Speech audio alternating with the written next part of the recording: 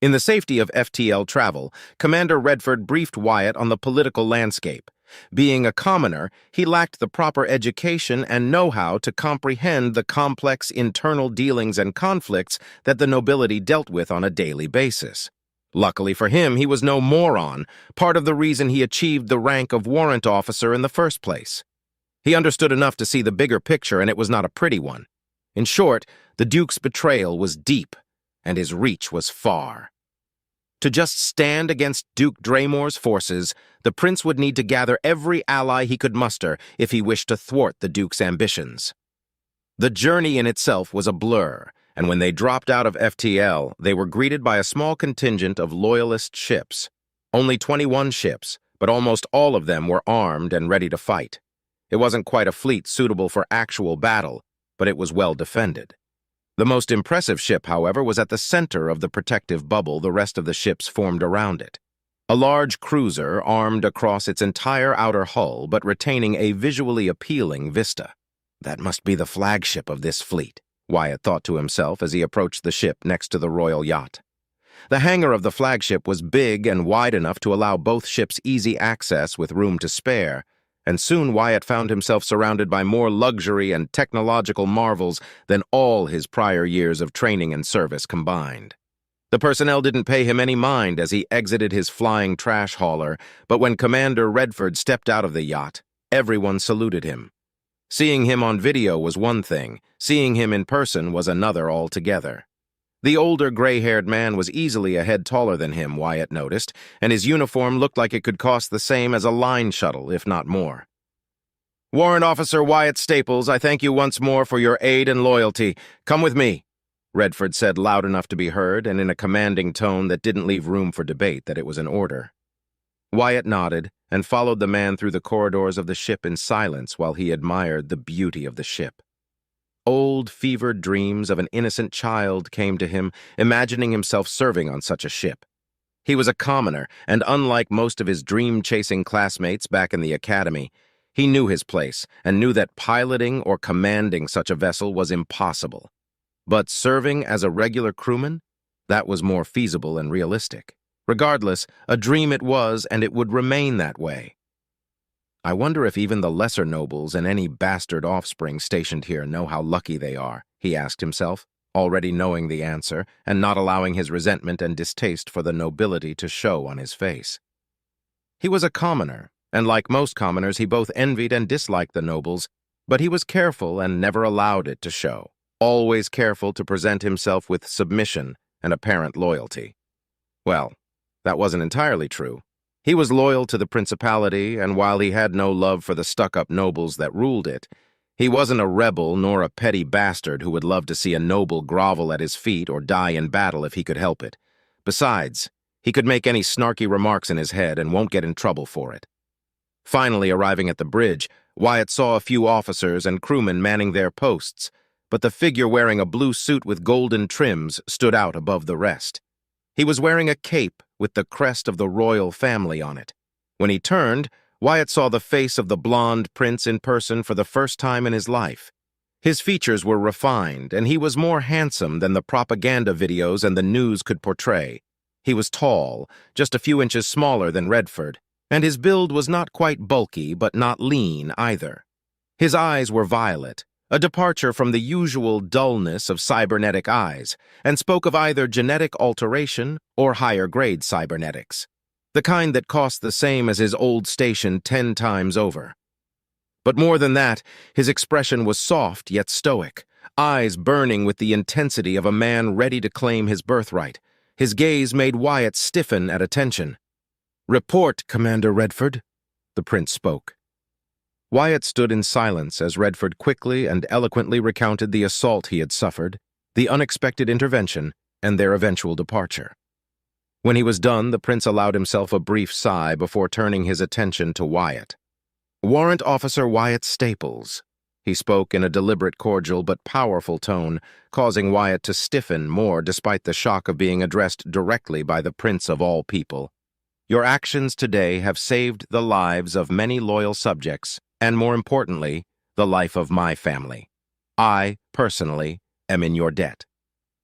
"Am I dreaming?" Is this even real?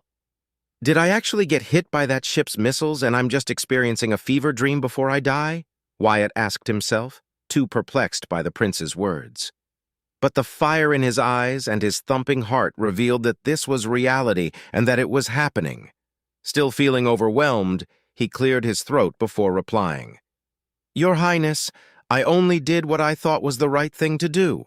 A commoner such as I cannot be in your debt for doing what is expected of me, he replied as seriously as he could without letting his voice crack due to his nervousness.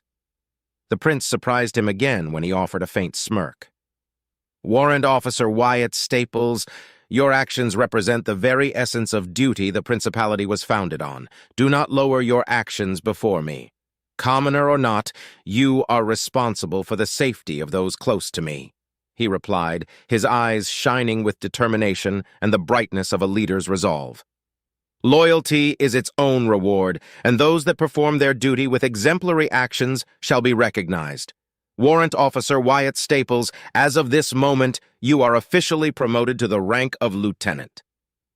Wyatt took a step back, and even Commander Redford seemed surprised by the prince's proclamation.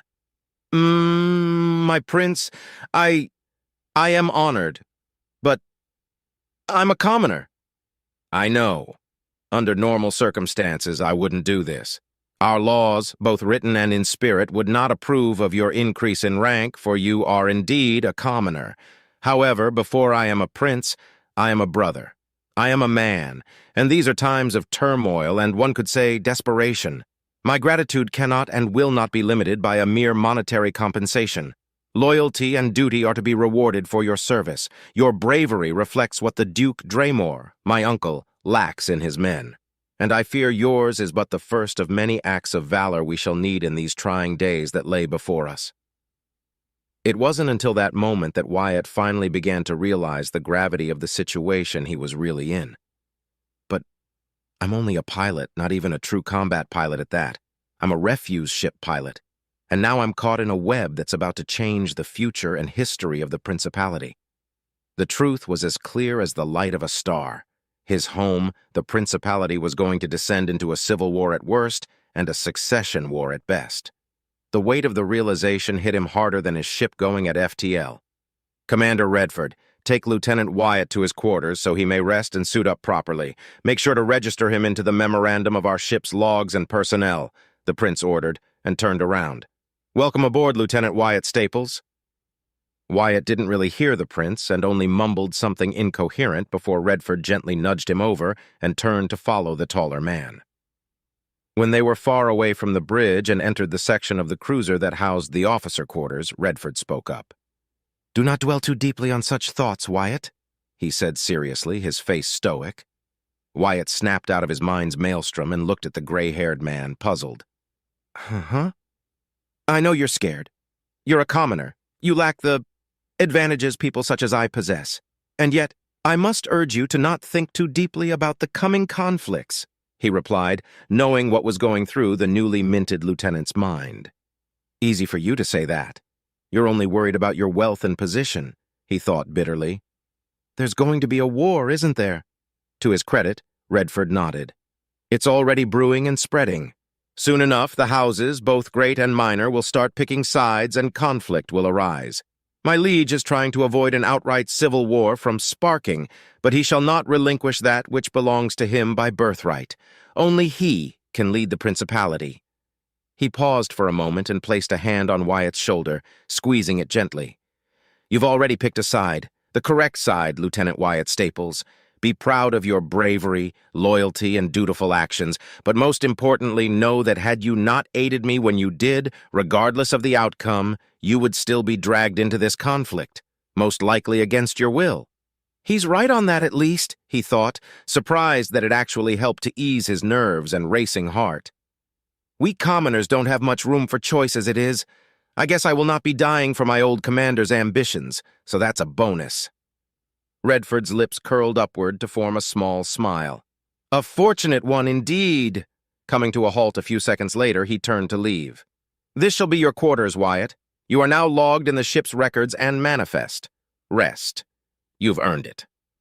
Thank you, Commander Redford. Take care, he said, and the commander offered a single nod before departing. Standing in front of his door, Wyatt touched the panel at the side of it, and the door slid open to the side, revealing a small cabin. There was a desk, a small fridge, an empty bookshelf above the desk, a lamp, a nightstand, and a bed. Entering his new quarters, he saw a small cubicle that housed the toilet and a shower, most likely. To a noble, it wasn't impressive, but for Wyatt, who had only known the comfort of his ship, communal showers, and a far too small bunk, it was the height of luxury. He laid on his bed, his mind reeling about everything that was happening around him. Then, only moments later, darkness took him, and soon he was asleep, the toll finally catching up to him.